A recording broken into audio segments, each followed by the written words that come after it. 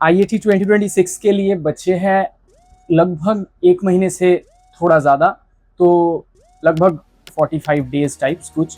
तो इस टाइम में मॉक टेस्ट को कैसे यूज़ करके टॉपर्स जितना मार्क्स लाए AIR 1 के करीब जा सकते हैं, उसमें थोड़ा बताऊंगा कि पहली बात तो अपना मॉक टेस्ट देने के बाद जो जो गलतियां हो रही है उन सब गलतियों पे बने मत रहना, उन सब गलतियों से निकलना और एरर्स को मेंटेन करना।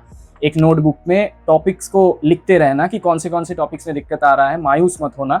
इस टाइम पे हम वो प्रिविलेज नहीं ले सकते कि हम टाइम वेस्ट कर रहे हैं उस चीज़ में, तो इसके लिए थोड़ा ज़्यादा फोकस करना, एरर्स कहाँ कहाँ हो रहे हैं, कौन से टॉपिक्स में हो रहे हैं, उन सबको एक साथ नोट डाउन करने के लिए।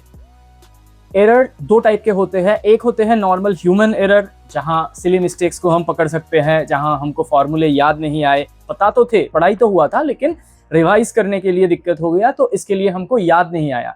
वो होते हैं ह्यूमन एरर्स। और नेक्स्ट जो एरर होता है वो कंसेप्चुअल एरर्स होते हैं। तो उस चीज को डिफरेंशिएट करना, एक मॉक टेस्ट देने के बाद उसको एनालाइज करो। मॉक टेस्ट 3 घंटा अगर दे रहे हो तो 2 घंटा लेके उसको एनालाइज करो नेक्स्ट, और करने के बाद वहां डिफरेंशिएट करो कि कौन से जगह में तुम्हारे ह्यूमन एरर्स हुए, यानी कि तुम करते करते सिली मिस्टेक कर बैठे। मैथ्स में बहुत टाइम होता है, मैथ्स, फिजिक्स, केमिस्ट्री जो कैलकुलेटिव सब्जेक्ट्स है वहां बहुत सारा टाइम होता है।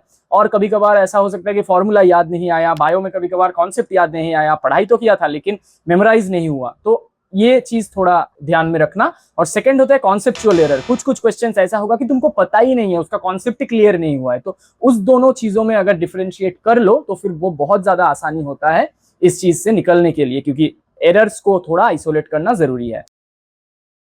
सब कुछ को एक साथ नोट डाउन करके रखने के लिए एक नोटबुक मेंटेन करना है, जो होगा तुम्हारा कंप्लीट मॉक टेस्ट और एरर नोटबुक, जिसमें तुम नोट करते रहोगे कि अपना एरर्स कहाँ कहाँ आया है और कौन से क्वेश्चन में और कौन से टॉपिक्स में। बेसिकली वो मॉक टेस्ट के लिए भी करना है और मेन एग्जाम के लिए भी करके रखना है, क्योंकि एग्जाम से पहले उस चीज को अगर थोड़ा रिवाइज कर लोगे तो तुमको एकदम से याद आ जाएगा कि कौन से टॉपिक में तुम लैग करते हो, कॉन्सेप्चुअल या तो एरर हो रहे हैं, नहीं तो सिली मिस्टेक्स हो रहे हैं। तो ये तीनों पॉइंट्स थे जिसको अगर हाईलाइट करोगे तो बहुत अच्छा रैंक आ सकता है।